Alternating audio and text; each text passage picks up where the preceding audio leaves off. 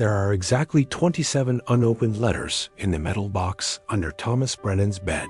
27 years, 27 birthdays, 27 attempts at forgiveness that he set on fire, one by one, without reading a single word.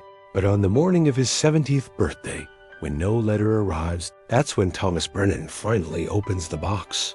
And what he finds inside the last envelope will send him on a desperate race against time, a journey to undo the biggest mistake of his life. This is the day everything changed. Thomas Brennan lived alone in a house that had forgotten how to laugh.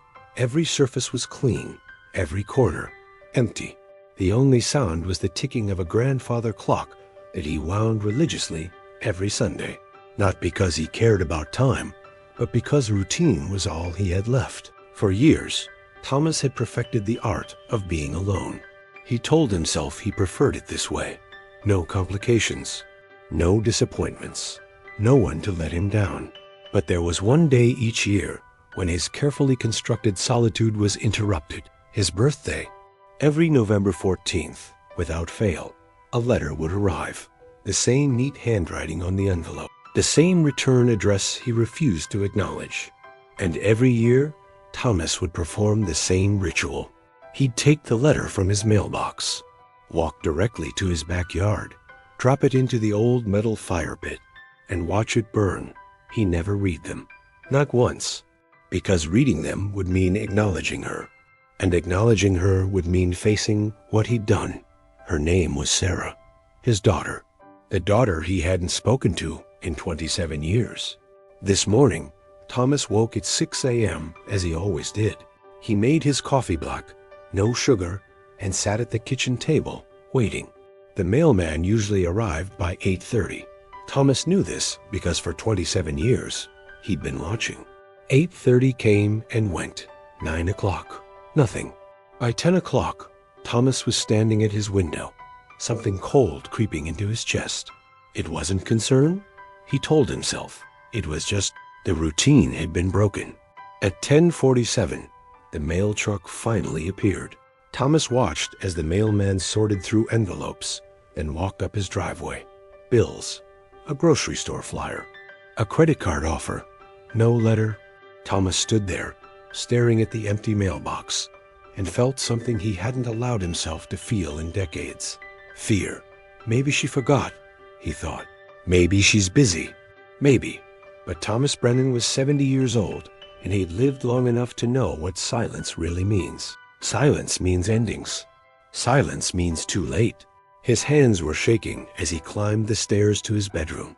He knelt beside the bed and pulled out the old metal box he'd hidden there, the one he pretended didn't exist. Inside were 27 envelopes, yellowed with age, sun crisp and new, all unopened. 27 attempts at bridge building that he'd let burn, all except one. Last year's letter, the 27th. He'd taken it from the mailbox, fully intending to burn it like all the others. But something had stopped him.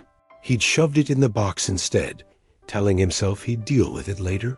Now, with trembling fingers, Thomas opened it. Dear Dad, I'm turning 49 this year. Strange to write that. Strange to think that I'm now older than you were when everything fell apart.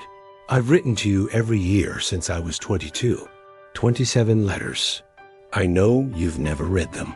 Mom told me before she passed that you burned them. She asked me to stop writing. She said I was hurting myself by holding on to hope. But I couldn't stop because despite everything, despite the anger and the silence and the years between us, you're still my father. And I still remember the man you were before the accident. I remember how you taught me to ride a bike, how you'd make pancakes on Saturday mornings shaped like Mickey Mouse, how you'd read to me every night, doing all the voices, making me laugh until my stomach hurt. I remember loving you, and I remember you loving me. I know you blamed me for what happened to Michael. I was driving. I was 17. I was distracted for just 1 second, and that second cost my little brother his life. I know that. I've lived with that every single day for 27 years. But Dad, I was just a kid, and I needed you. I needed my father. Instead, You looked at me like I was a monster and told me to leave and never come back. I'm writing this letter from the hospital room. Stage 4 pancreatic cancer. They've given me 6 months, maybe less. I'm not telling you this to make you feel guilty. I'm telling you because I need you to know that I forgive you. I forgive you for the silence, for the anger, for the 27 birthdays you chose not to be part of. I forgive you because holding on to anger takes energy, and I don't have much of that left. But more than that, I need to tell you something I should have said 27 years ago. It wasn't your fault either. You were a father who lost his son. Grief made you cruel, but grief isn't who you are. I'm at Mercy General Hospital, room 412. I'll be here for a while. If you're reading this, Dad, please come. Not for me, for you, because I promise you living with regret is so much harder than living with forgiveness. I love you. I've always loved you, and if I never hear from you, I need you to know. I understand, and I forgive you anyway. Your daughter, Sarah. The letter slipped from Thomas's hands. He sat on the edge of his bed, 70 years old, and felt 27 years of armor crack open. His son, Michael, 8 years old, bright-eyed and fearless. Gone in an instant because Sarah had reached for the radio. 1 second, that's all it took. And Thomas had looked at his 17-year-old daughter, his baby girl who was sobbing, shaking, covered in her brother's blood, and he'd said words that he could never take back. Get out. You killed him. Get out and don't ever come back. She'd left that night with nothing but a backpack. And Thomas had spent 27 years telling himself he'd done the right thing, that she deserved his silence, that his grief gave him permission to be cruel. He'd been lying to himself for 27 years. Thomas was on his feet before he realized he'd moved. Mercy General Hospital, room 412. His hands fumbled for his phone. When was this letter sent? He checked the postmark. November 14th. Last year? A full year ago. His heart was hammering against his ribs as he dialed the hospital. Mercy General, how may I direct your call? Room 412. Sarah Brennan. Please. A pause. 1 moment, sir. The hold music was agonizing. Thomas paced his bedroom, the letter clutched in his hand. Sir, I'm showing that patient was discharged 8 months ago. 8 months? The words were a punch to the gut. Where did she go? I'm sorry, sir. I can't release that information. She's my daughter. Thomas's voice broke. Please, I need to find her. Another pause. Then, quietly, Sir, is this Thomas Brennan? Yes, she left an envelope at the nurse's station before she was discharged. She said if you ever called, we should tell you she went home, 247 Maple Street, Cedar Falls. Thomas didn't remember hanging up, didn't remember grabbing his coat or his keys. The next thing he knew, he was in his car, hands gripping the steering wheel. The address burned into his mind, 247 Maple Street, Cedar Falls, 2 hours away. He drove like a man possessed, 70 years old, and he'd forgotten his car could go this fast. Every red light was torture. Every mile stretched into eternity. Please, he thought, please let me not be too late. He didn't deserve forgiveness. He knew that. But maybe he could give her something she deserved. An apology. The truth. The words he should have said 27 years ago. I'm sorry. It wasn't your fault. I love you. I've always loved you.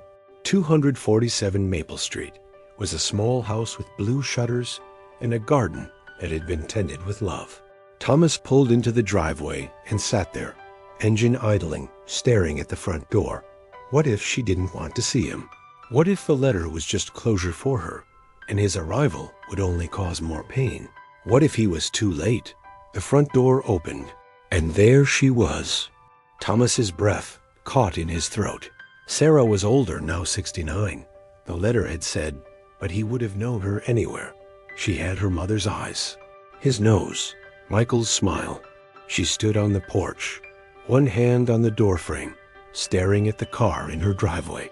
At him. For a moment, neither of them moved. Then Thomas opened the car door, stepped out on legs that felt like water, and walked up the path to his daughter. He stopped at the bottom of the porch steps, looked up at her, and said the words that had been trapped in his throat for 27 years. "Sarah, I'm so sorry." His voice broke. Tears streamed down his face.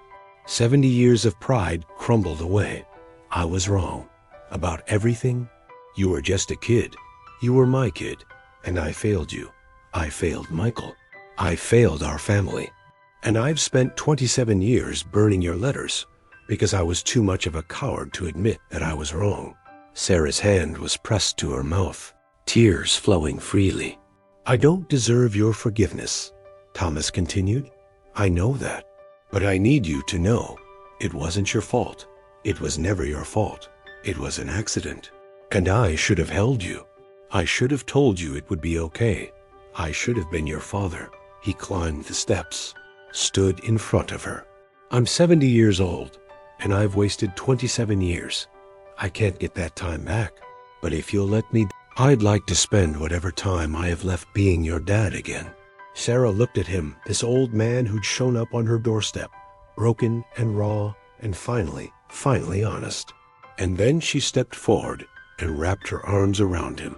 "Oh, Dad," she whispered into his shoulder, "I thought you'd never come." Thomas held his daughter for the first time in 27 years and wept for Michael, for the lost years, for the letters burned, for the stubborn pride that had cost him everything. But mostly, he wept with relief because he'd made it. He wasn't too late. Thomas moved into the guest room of Sarah's house 3 days later. They spent the next year making up for lost time. Sarah was in remission, a miracle, her doctor said, and they treated each day like the gift it was. They looked through photo albums, talked about Michael with love instead of pain. Sarah introduced him to her daughter, his granddaughter, who he'd never met. They cooked meals together, watched movies, sat on the porch in comfortable silence. And one evening, as they watched the sunset, Sarah asked him the question she'd been holding on to. "Dad, why now? Why did you finally open the letter?" Thomas was quiet for a long moment. Then he said, "Because for 27 years, I was afraid of what the letters would say. I was afraid of facing what I'd done. But when that 48th letter didn't come ...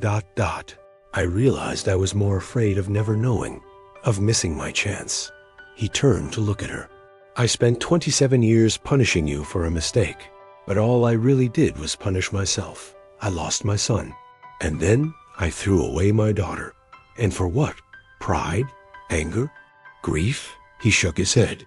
"The day I opened that letter was the day I realized grief doesn't give you permission to be cruel. Pain doesn't justify destroying the people who love you. And holding on to anger doesn't bring back what you lost.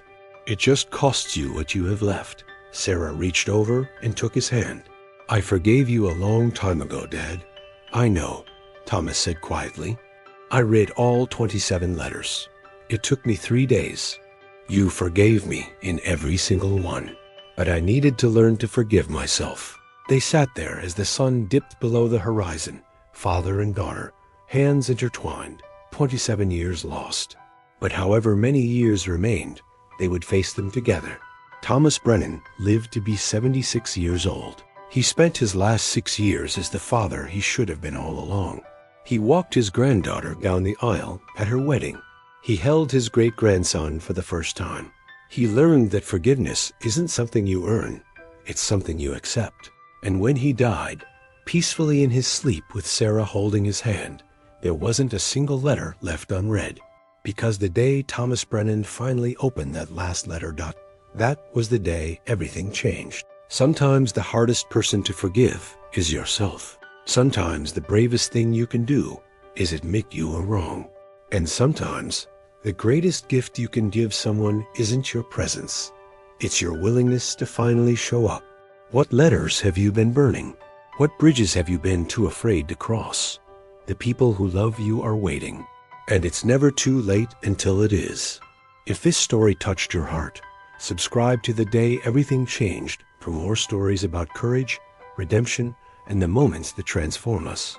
Because every single day, holds the possibility of change if we're brave enough to take it. Hit that subscribe button and let's keep telling stories that matter.